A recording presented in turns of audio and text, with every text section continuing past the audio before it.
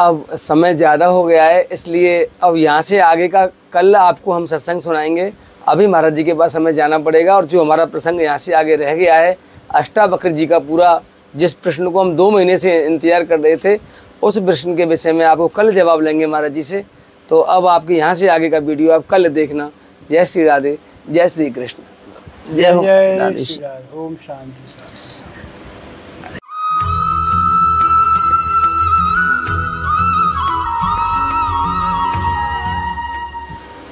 महाराज जी, कल आपने खूब अच्छा हमें मन और अहंकार के विषय में बताया कि कैसे मन भैरूपिया है, कैसे ये अहंकार में पल जाता है।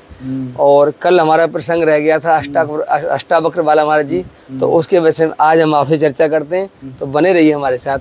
प्रणाम महाराज, दंडोत। ठीक, अष्टावक्र का जो सिद्धांत है, जो जनक को ज्ञान दिया, अष्टावक्र ने केवल राजा जनक के मन को बांधा हुआ है।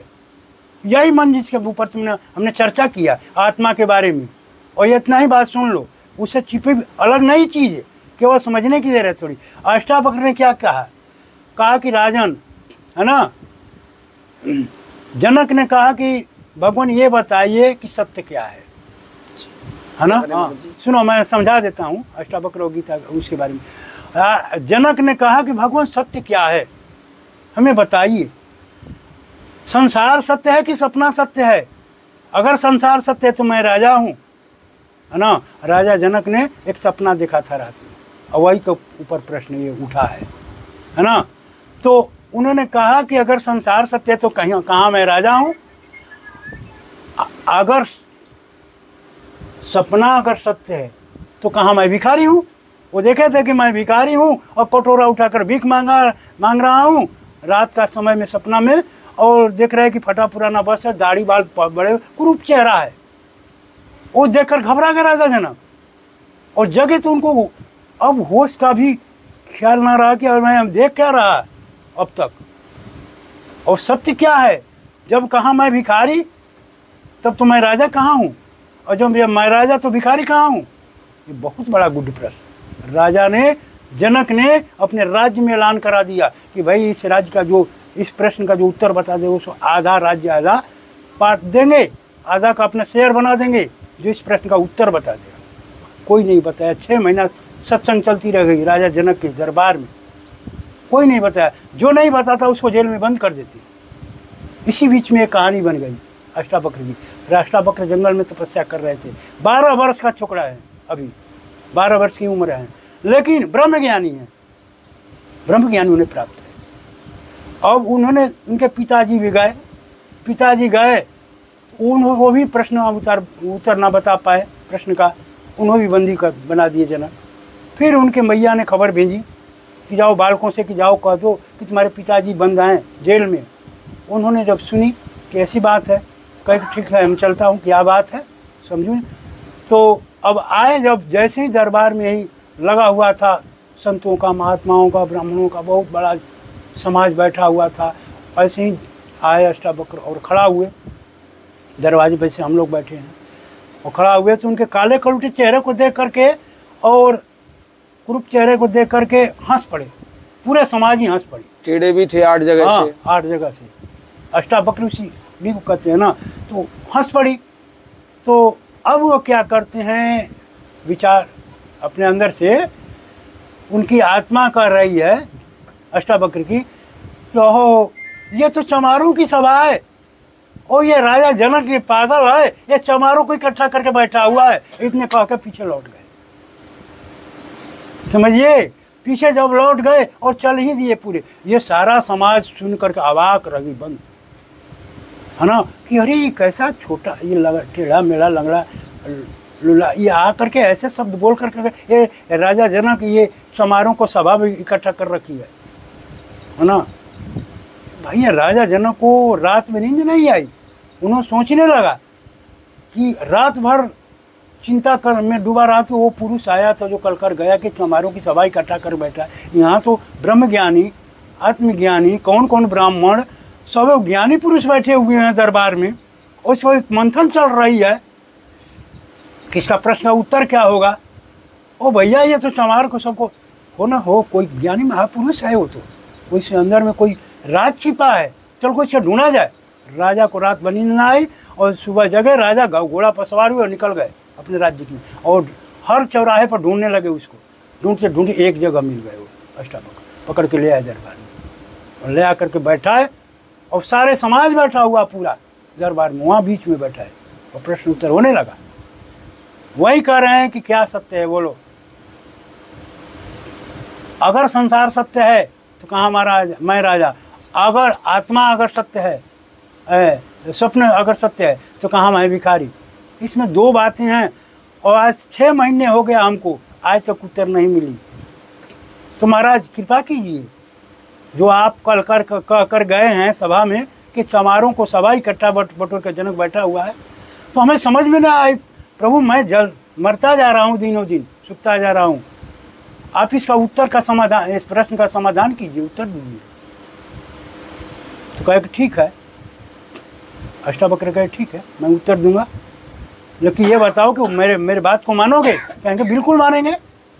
तो ठीक है मानोगे तो एक बात है कि राजा अभी मैं ब्राह्मण हूँ, और जब तक से संकल्प ना करोगे जैसे उत्तर नहीं बताऊंगा।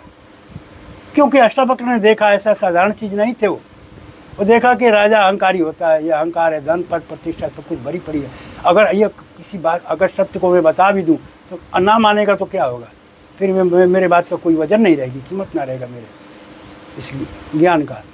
इसलिए कहा कि पहले संकल्पित हो उसके बाद मैं बताऊंगा। उन्होंने जल्द दिया और संकल्प कराया, 3 वचन भरो पल कि मैं जो कहूँगा उसे मानोगे, हाँ करो अब तो मैं दूंगा बताऊंगा। तो संकल्प हुए राजा जनक इच्छुक थे उन्होंने, और उन्होंने संकल्प जल लिया और कहा कि हाँ, कहा कि मानोगे तो हाँ, मानोगे तो हाँ, मानोगे तो हाँ। 3 वचन भरने के बाद तब उन्होंने कहा कि ठीक है तू बैठ जाओ, अब अभी तुम्हारे प्रश्नों का उत्तर तुरंत देता हूँ। ये राजन जो कहे हो कि मुझे जो कहोगे करूँगा दूंगा, तो मुझे आज सारी राज मेरी है, मुझे दो। जनक सोचने लगे अरे तो सारा राज्य मेरा है, लेकिन कह तो दिया हूँ कि मैं दूंगा, वचन हार चुका हूँ। तो सोचने का पीछे भागने का कोई जगह नहीं थी। जनक ने कहा ठीक है प्रभु आपका है। फिर कहा पत्नी बच्चे मेरे हैं। तो फिर देखे कि अरे फिर तो हार चुका हूँ, फिर प्रभु आपका है, ये सारे ये शरीर भी मेरा है, मुझे अर्पण कर, प्रभु आपका है। ये आत्मा भी मेरी है तेरी, मुझे अर्पण कर, प्रभु आपका है। अब ना करने का सवाल ही नहीं बचा। जब सब कुछ हार गए जनक, समझो ना, उस समय की स्थिति बताता हूँ कि राजा जनक उसके सामने ऐसे बैठ के जैसे एक दिनहीन होता है, वही स्थिति। और केवल एक क्षण में, एक क्षण की बात हुई, ज़्यादा समय भी नहीं लगा था। और वही जनक बैठे बैठे मुक्त हो गए इस प्रश्न से सुन करके। तब वो कहे कि राजन सुन ले, तेरे मन में बैठा शैतान एक मन है जना, वो अहंकारी था, इसीलिए तुझको वचन में बांधा कि तू राजा है, अभी बदल जाएगा क्षण में, कोई तेरे मन का भरोसा नहीं है हमें, इसलिए वचन में बांधा। जब से ये मन नहीं बंधेगा तेरा, तब तक से तुम स्वीकार ना करोगे, तब से तेरी आत्मा का राज्य नहीं खुलेगा। तो देखो ये तेरा मन अब मेरे बस में हो गया, अब तुम इससे बाहर नहीं भाग सकते, और सब कुछ मुझे समर्पण कर दिया है, इसलिए तू मेरे बंधन में है। इसलिए मैं जो कहूँगा उसे तुझे करना पड़ेगा कि भगवान आपके शरण में हूँ, मैं एक दिन ही हूँ, मैं कुछ नहीं हूँ, आपका एक दास हूँ, एक सेवक हूँ, आप आज्ञा करें मैं करने के लिए तैयार हूँ। देखो मन का स्थिति, समझो। तब उस सत्य को बताना शुरू किए कि देखो सत्य क्या है। राजन आत्मा ही सत्य है, न संसार सत्य है न सपना सत्य है, दोनों झूठे यहाँ हैं। रात को सोए, सपना बीत गई, दिन हो गया, और दिन हुआ, फिर दिन भर दौड़े, रात हो गई, फिर ये भी संसार का भी ये सपना खत्म हो गया, दोनों सपने हैं। मृत्यु होते ही दोनों सपने समाप्त हो जाते हैं, शरीर तक ही ये दोनों सपने सीमित हैं। फिर सत्य क्या है? आत्मा ही सत्य है राजन। इस आत्मा को जानो, ये कौन है तुम्हारी आत्मा, समझो ना। जब आत्मा के बारे में चर्चा होने लगी तो कहे कि देखो यही आत्मा तुम्हारी भूखी थी जन्मों जन्मों से, और कटोरा उठाकर स्वप्न जो देखे तू कि भीख मांग रहे हैं, तेरी आत्मा दिखा रही है कि राजा मूर्ख है, तू अज्ञानी है, और मैं तो भूखा हूँ जन्मों जन्मों से, और मैं अब तुम्हें मेरा भोजन तू प्रबंधना कर रहा है इस जीवन में, उन्हें शरीर पा करके, और कोई सदगुरु के यहाँ नहीं जा रहा है। और जा भी रहा है तो उसके दरवाजे बंद हैं, क्योंकि तुम्हारे पास मन अहंकार है बैठा हुआ, इससे से दूर है तू। इसलिए देख तेरी आत्मा उद्धार अधोगति से निकल करके उद्धार के रास्ते पर आ गई। ये मेरे अमृत ज्ञान को सुन करके यह बलवान बन जाएगी। इसका भोजन मैं दे रहा हूँ, यह अमृत ज्ञान है, तत्व ज्ञान है। और बहुत सारी बातें प्रश्न उत्तर हुआ है राजा जनक और बीच में, समझे बात को। तो बात वहीं घूम फिर कर आई अष्टावक्र और जनक की, जहाँ मन का प्रश्न उठा और आत्मा का। यही दो तत्वों पर बताए हुए हैं, एक मन है एक आत्मा है। और दो आदमी है, हम ये सत्य कहता हूँ, तुम्हारे अंदर में सबके अंदर में दो आदमी है, एक आत्मा एक मन है। अगर आत्मा नहीं होती तो कहाँ से बोलते आप, कहाँ से यहाँ आते, कहाँ से मुलाकात होती। आत्मा ही है। यही आत्मा जब निकल जाती है तो मुर्दा बन जाता है कि नहीं, सही आदमी मृतक बन जाता है कि नहीं। हटाओ जल्द ले चलो जलाओ उसको। ये आत्मा का प्रकाश है तुम्हारे सबके अंदर में, इसको कोई नहीं पहचान पाता है। ऐसे सूक्ष्म इसके लिए देखने के लिए इसको है ना, जैसे किसी चीज़ को देखने के लिए वैज्ञानिक क्या है, एक सूक्ष्म दर्शी यंत्र बनाए हैं, उससे बहुत दूर तक बहुत सूक्ष्म वस्तु को देख लेते हैं, है ना। वैसे ही आत्मा को देखने के लिए तत्वदर्शी के पास भी आँख होती है, और उस आँख से उसके आत्मा को देखता है।